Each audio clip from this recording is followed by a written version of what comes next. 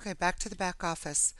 The media button, this is for the pictures that you've already loaded. As you can see, we loaded one. We did that in our first blog post, if you remember it. And if you have a bunch of pictures, if you've added pictures more than once and you want to come in and delete them, the cool part about going to your media button is it will tell you which blog post it's attached to.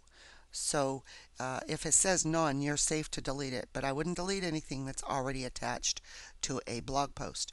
You can also add new media here if you want to. I don't do this. I don't use this button. I very seldom do. I only do it within my post. So you can select files from your browser, from your computer. I just don't do it from here. I do it within my post itself.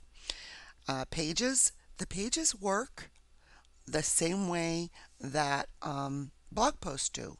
You can edit them the same way, add videos, add posts. In this particular blog, we've already added 2 pages. So I'm going to go up here.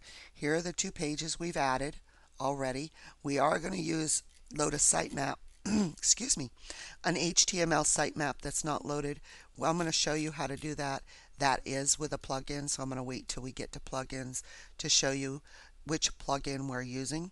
If I wanted to add a new page, and I will here, so we're going to add, you could put your about page, and again, the same things as if you're adding to a blog post. You can save it as a draft, you can publish it later, you can password protect it. On one of my blogs, I have one called Team Updates. It's only for my team. So I obviously password protect that. But all these buttons work the same, adding videos and those types of things. I do want to talk about one thing. With this is called nesting, or if you wanted to do a drop down. With this particular theme, you cannot do drop downs unless you use a plugin. Now, Ryan does a great job in explaining that over at Flexsqueeze options in the forum. If you've purchased you can join the forum.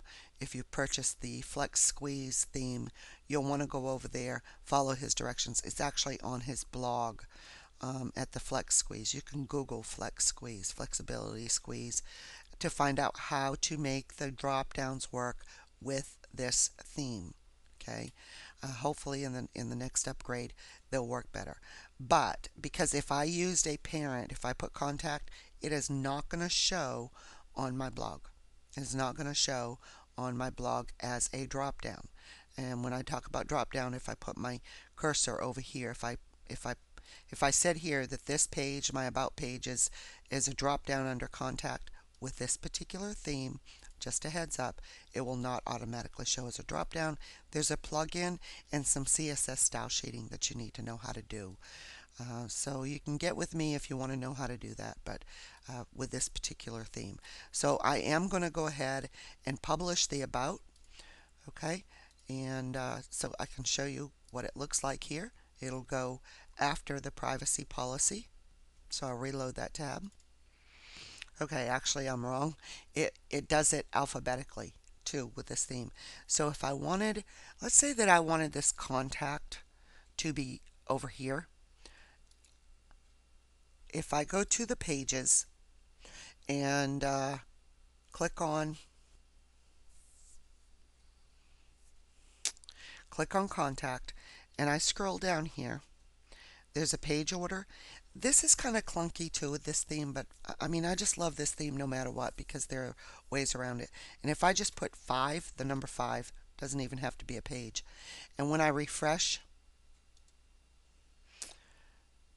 you notice that contact flipped from here to here. So that's kind of clunky, but it works. And that's the end of this training talking about pages.